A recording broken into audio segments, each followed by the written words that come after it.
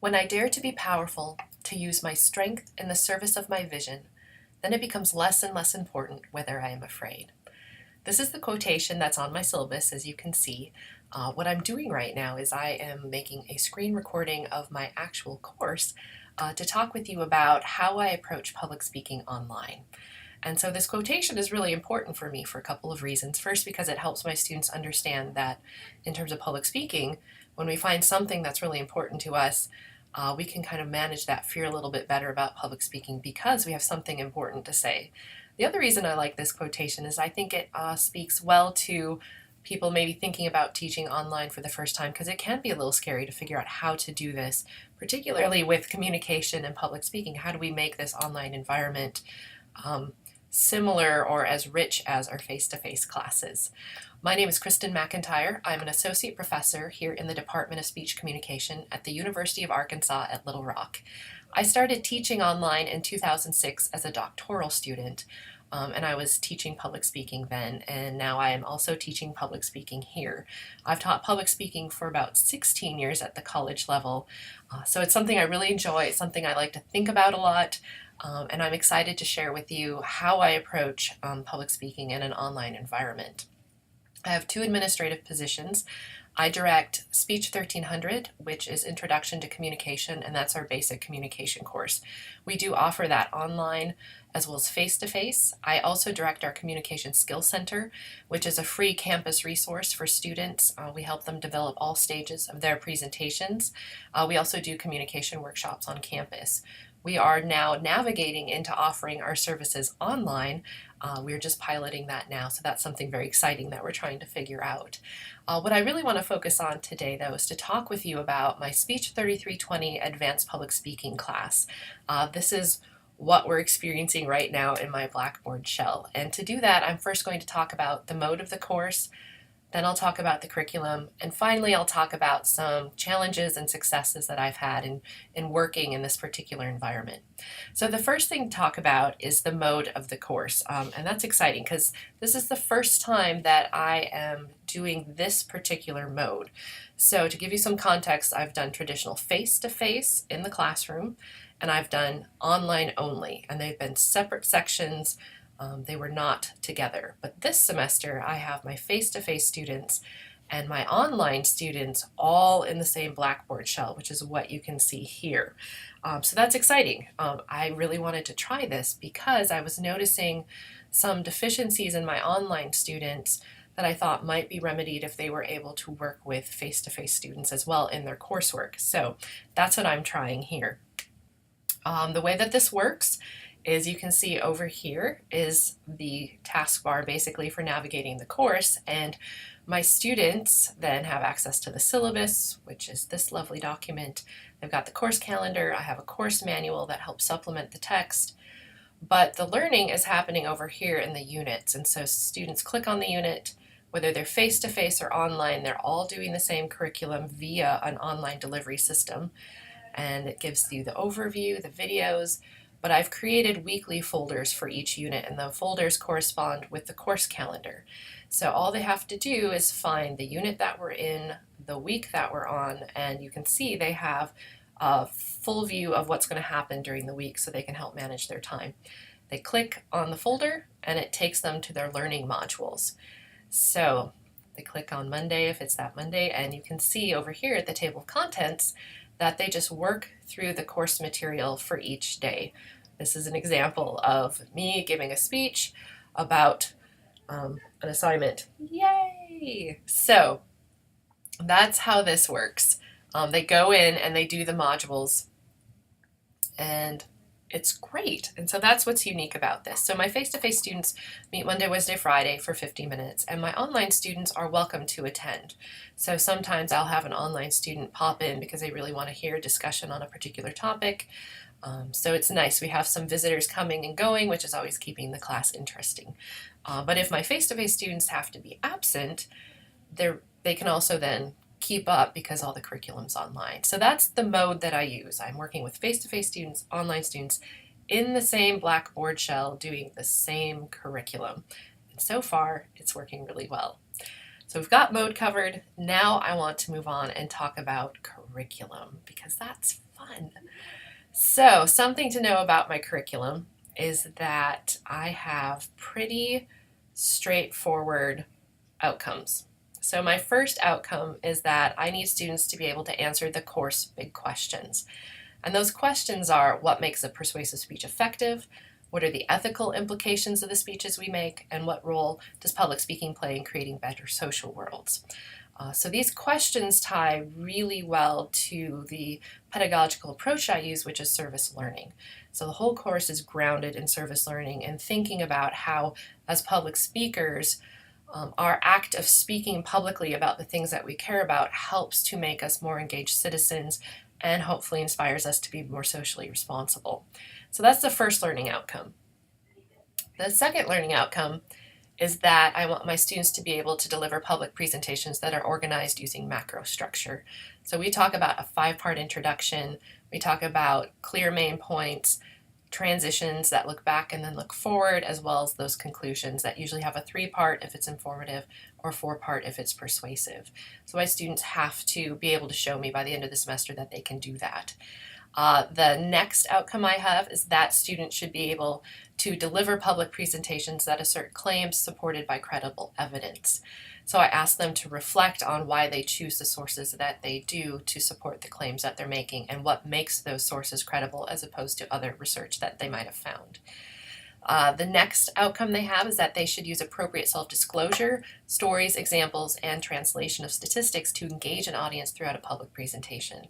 So this is my way of trying to operationalize audience connection to help them understand that these are the things that help build that rapport and relationship with the audience. And so they have to talk with me about how they use those specific strategies, I guess, to make sure that they are acknowledging and engaging their audience.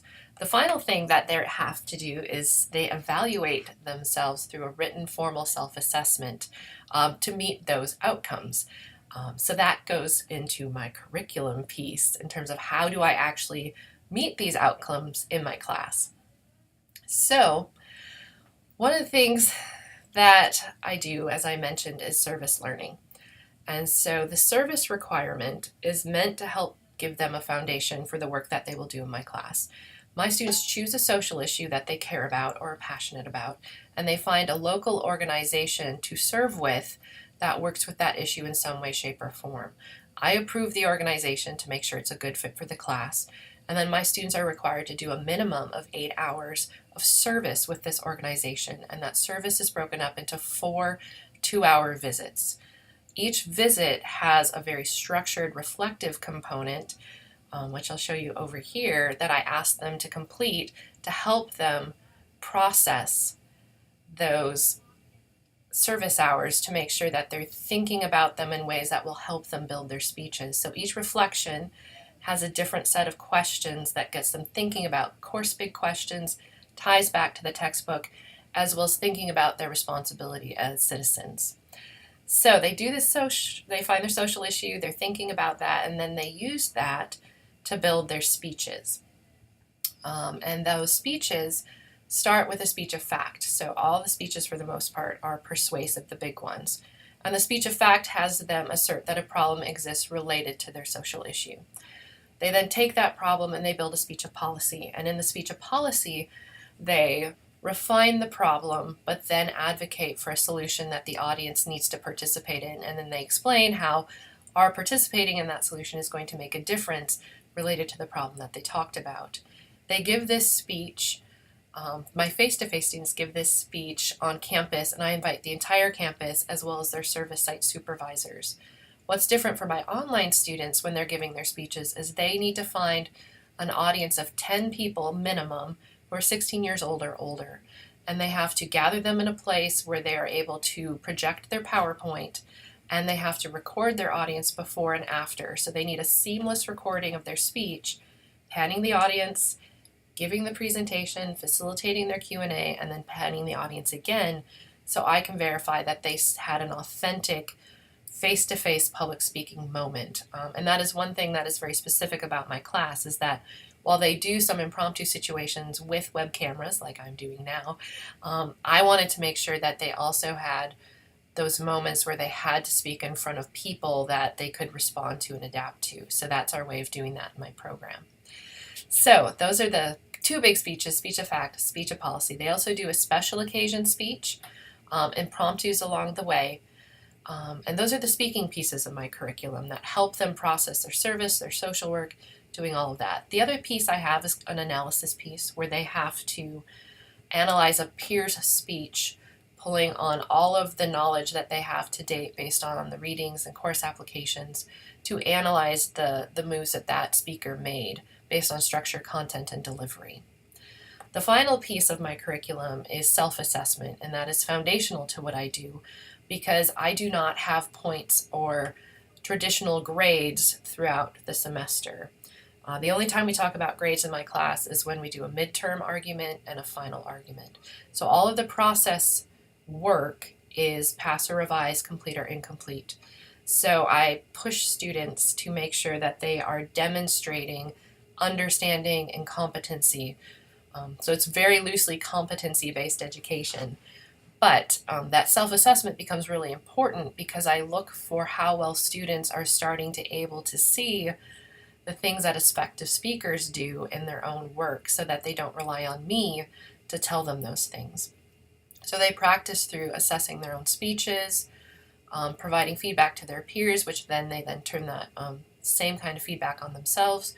And then they do that practice argument where they will assert what grade they have earned to date, either at midterm or final, based on the criteria I've created. And they write approximately a 20-page paper showing me how they've met the learning outcomes, how they can answer the big questions, and then proving how they've met each criterion for the letter grade that they're self-assessing at.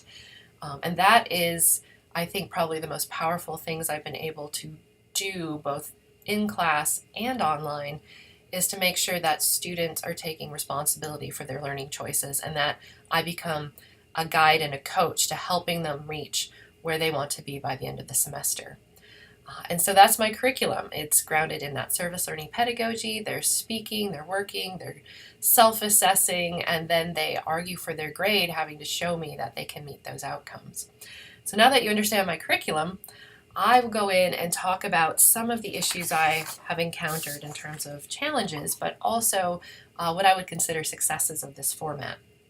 So looking at challenges, one of the things I always have to think about is workload. And so I used to teach this class in an 8-week accelerated format, and that was just too much for students. Very few students could make it through the end of the course just because of the work I was asking them to do was like no other work they had done. So we moved to this 16-week format, and I've really scaled back, how much assigned reading I give, and everything that I do is very purposeful in having them apply concepts in the building of their speeches. So the way the curriculum is designed is that they build the speech piece by piece, getting feedback from me and their classmates as they go. And that seems to have made a really big difference in addressing that challenge. The other thing that we were worried about as a department is making sure we had an authentic speaking situation for our students, since public speaking is a very important part of what we do. And we really wanted to focus on that in the moment, face-to-face public speaking. So the 10-person audience seems to work well for that. It does create a struggle for students of trying to get 10 people together. Initially, they think it's an easy thing, but it turns out to be much harder than they think. So I do allow some of my online students, if they're able to come to campus and present with my face-to-face students as an accommodation. But they also, within the class, then work together to try to create speaking groups on their own time in different places. So they've learned how to manage that expectation, which is really important because I need them to know they can speak in front of people and not just to a camera. The other thing that was really important for me that was a challenge but was more so an opportunity was for me to think about how do I create the same sense of immediacy I have in my face-to-face classes with my online students, since there does seem to be not just physical distance, but that isolation that can happen in learning in an online situation. So one of the things I do, of course, is regular emails. They probably get very tired of my emails, but I send them a lot of emails, so that helps. The other thing I do is I require conferences. So I meet with my face-to-face and my online students either in my office or via Skype. at least twice during the semester. So we can talk, they can ask me questions, and usually after that first conference, they're much more likely to email me, call me, or ask to Skype when they have questions or they're uncertain about something. So I think that that has made a big difference in reaching out. I had one student who had been taking online classes for 10 years, and I was the first professor she had ever spoken to, which was so sad for me. But I think that's a key piece that we can do to help pull our online students closer to us, which can help facilitate their learning. The other thing I do is I do small feedback videos. So instead of writing feedback, I might make a quick 2-minute video explaining what I'm thinking about in terms of that person's work, and I'll send a video to them. The other thing is I do record my face-to-face class. Since these students are all together in the same class, I'll record class and just post it. So if an online student wants to listen to the 50-minute class period and see what was going on, they have that opportunity, which also I think shortens the distance then between them and the class experience. The biggest thing that I've done is I have really worked consciously to create a sense of peer responsibility and feedback so that students are not relying on me explicitly to help them and give them direction, is that they work together. And this has made the biggest difference in hoping to get my online students a bit better aligned with my face-to-face students in terms of competency, is that my online students are now, because of this mode, able to see my face-to-face students' work because they're all on discussion boards. So they can see everyone's work, they're critiquing everybody's work, and because they're working on individual speeches, I'm not worried about anybody copying anybody else's work. We're just collaborating on helping each to become a better speaker.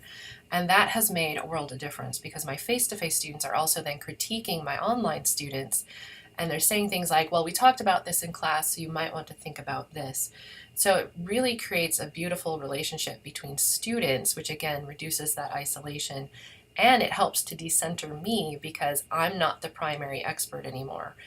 I'll come in and, of course, use my knowledge to help them, but they can go to each other now to also figure out how to troubleshoot some issues they're having.